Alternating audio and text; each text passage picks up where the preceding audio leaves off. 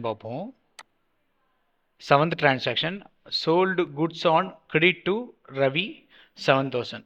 இந்த இடத்துல பார்த்தீங்க அப்படின்னா இதில் கேஷ் எதுவும் டீல் ஆகலை. ரவிங்கிறவர் நம்மளுக்கு கஸ்டமர். நம்ம கஸ்டமருக்கு நம்ம வந்து குட்ஸை சென்ட் பண்ணுறோம். ஸோ கிரெடிட்டில் சென்ட் பண்ணுறோம். ஸோ அது 1 மந்த்தாக இருக்கலாம், 2 மந்த்ஸாக இருக்கலாம். Depends upon the agreement between நம்மளுக்கும் அவருக்கும் உள்ள அக்ரிமெண்ட் படி போகும்.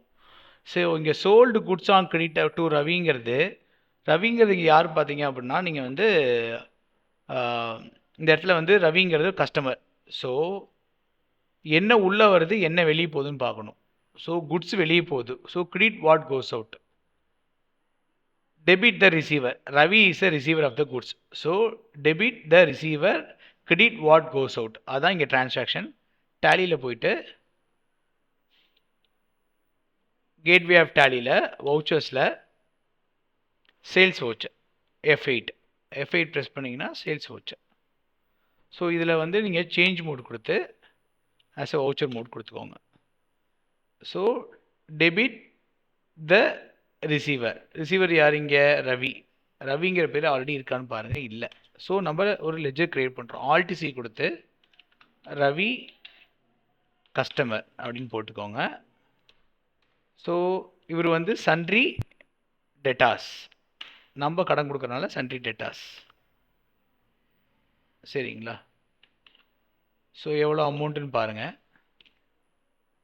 ஸோ 7000. ஸோ ஒரு ரெஃபரன்ஸ் க்ரியேட் பண்ணிக்கோங்க 002 டு சேல்ஸ்.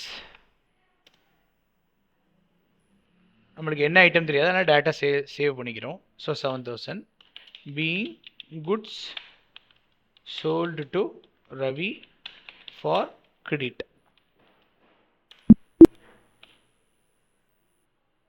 சரிங்களா?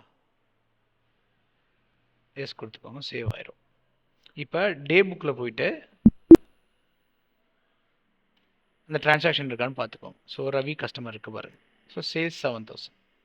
ஸோ இப்போ நம்ம வந்து sold goods to Ravi on கிரெடிட்டுங்கிறத பார்த்தோம்.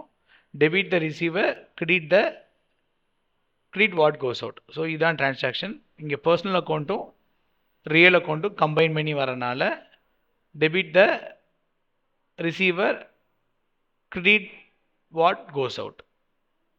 ஓகேங்களா? இப்போ நம்ம அடுத்த டிரான்சாக்ஷன் போகலாம்.